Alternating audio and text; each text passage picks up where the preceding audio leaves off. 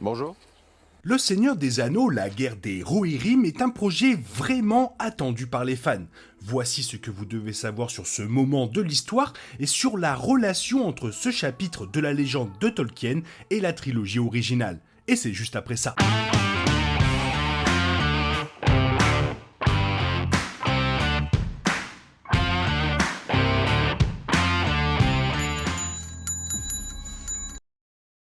Avec la production en cours pour la seconde saison des Anneaux de Pouvoir, les fans de la Terre du Milieu anticipent provisoirement la nouvelle direction de la célèbre franchise fantastique sur la plateforme de streaming en constante expansion de Jeff Bezos. Dans une annonce quelque peu inattendue, New Line, le studio à l'origine de la trilogie révolutionnaire du Seigneur des Anneaux de Peter Jackson, avait dévoilé un nouveau projet d'animé basé sur la guerre des Rohirrim.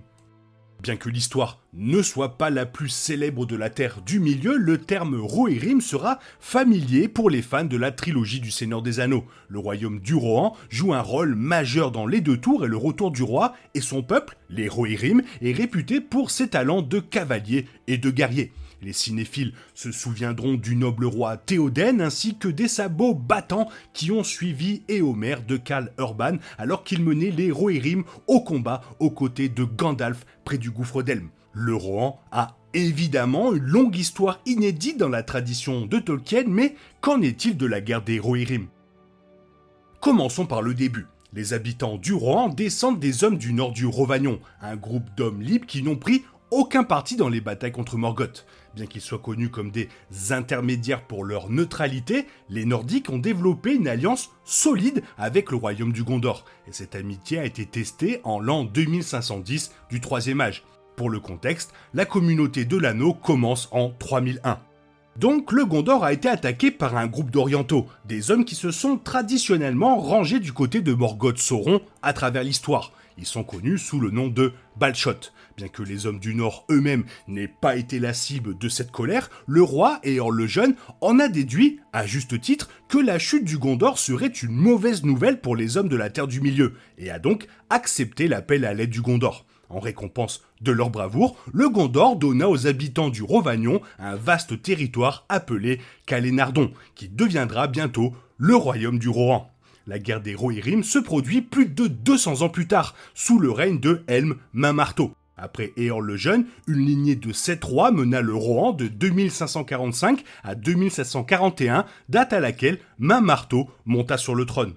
Étant donné que ces événements se produisent tous au cours du Troisième Âge, la guerre des Rohirrim est une histoire relativement récente compte tenu des millénaires couverts par la mythologie de Tolkien. Le règne de Main-Marteau se termine en 2759, un peu moins de 200 ans avant le début du Hobbit en 2941, et environ 250 ans avant la fête d'anniversaire fatidique de Bilbo Sacqué.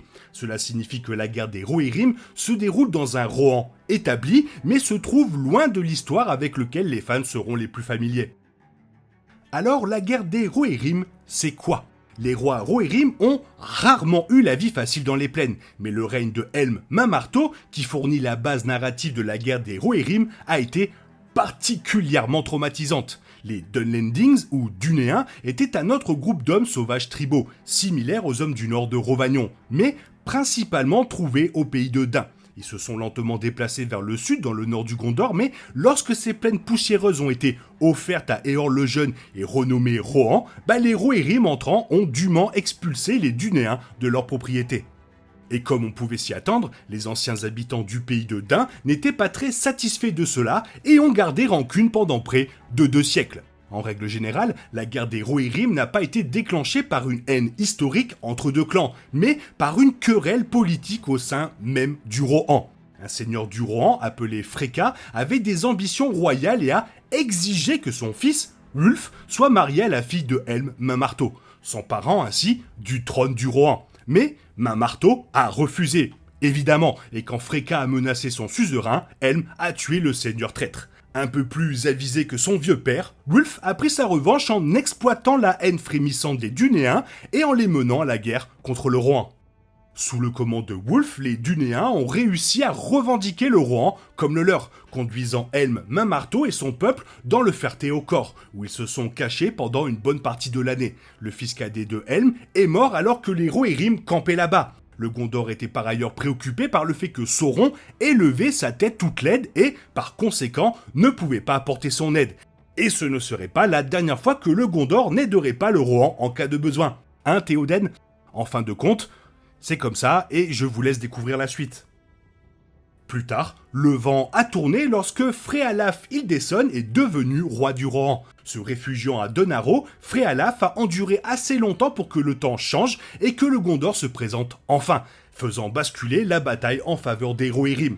Bien sûr, ces événements ne sont qu'un tout petit aperçu de ce que J.R.R. Tolkien décrit. Le prochain film d'animation détaillera sans aucun doute les détails du siège de Helm, Main-Marteau et de la longue et froide lutte contre les Rohirrim et les Dunéens.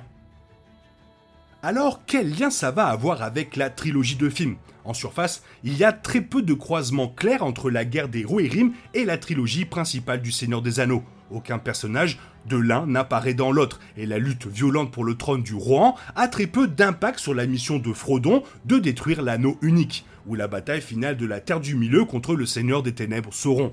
Néanmoins, la guerre des Rohirrim fournira un contexte fascinant et un aperçu des lieux, des cultures et des races qui figurent en bonne place dans cet univers. Premièrement, l'animé offrira un aperçu plus approfondi de la relation sous forme de montagne russe entre le Gondor et le Rohan. Les adaptations cinématographiques de Peter Jackson ont joué cette animosité bien plus que les livres originaux de Tolkien, mais il y a évidemment un certain ressentiment entre les deux royaumes, de vieux alliés qui ne sont nécessairement pas aussi fiables qu'avant. La guerre des Rohirrim marque un cas où le Gondor a laissé tomber ses voisins, non sans raison, ce qui, à son tour, explique l'attitude méfiante de Théoden dans les deux tours. La guerre des Rohirrim peut également offrir une représentation beaucoup plus complexe de la culture du Rohan dans les siècles précédant l'aventure de Frodon. Les deux tours et le retour du roi ne font qu'effleurer la surface de cette riche civilisation, mais l'histoire de Helm Main-Marteau contribuera grandement à expliquer les valeurs, les croyances et les talents de personnages tels que Éomer et Éowyn. Considérez l'animé comme un spin-off solo sur l'intégralité du Rohan. Finalement, le lien le plus important entre la guerre des Rohirrim et le Seigneur des Anneaux sera probablement le gouffre d'Helm, qui sert de cadre à une bataille toute puissante contre les forces de Saruman. Non seulement le préquel détaillera comment il a été nommé, mais le conflit contre les Dunéens expliquera pourquoi, même 250 ans plus tard, le roi Théoden croit fermement que ce lieu protégera son peuple. Bien que Sauron n'ait aucun rôle dans la guerre des Rohirrim, son influence pourrait encore se faire sentir dans cet animé. Parallèlement à l'attaque des Dunéens, Sauron lance son propre assaut depuis sa cachette à Dol Guldur, la même forêt dans laquelle Gandalf et Radagast s'aventurent pendant le Hobbit. Bien qu'il récupère encore ses forces, Sauron est une force en arrière-plan, obscure pendant cette période et pourrait recevoir une mention indirecte. Niveau personnage, plusieurs favoris des fans sont vivants pendant cette guerre, y compris Legolas et Gandalf. Mais ne vous attendez pas à ce qu'ils y figurent. Aucun des deux personnages n'a été impliqué dans les déboires du Rohan, et les mettre dans l'histoire de Helm, Main-Marteau, serait vraiment mal reçu. Le seul personnage notable impliqué dans le Rohan avant le Seigneur des Anneaux est Aragorn, mais il n'est pas né à temps pour être impliqué dans cette bataille. Voilà, encore un an d'attente avant de pouvoir voir ce film. Quel est ton niveau de hype ? Fais-le moi savoir dans la zone commentaire, sinon il est temps pour toi de reprendre le cours normal de ta vie, et on se retrouve demain pour une nouvelle vidéo. Bisous, bye bye.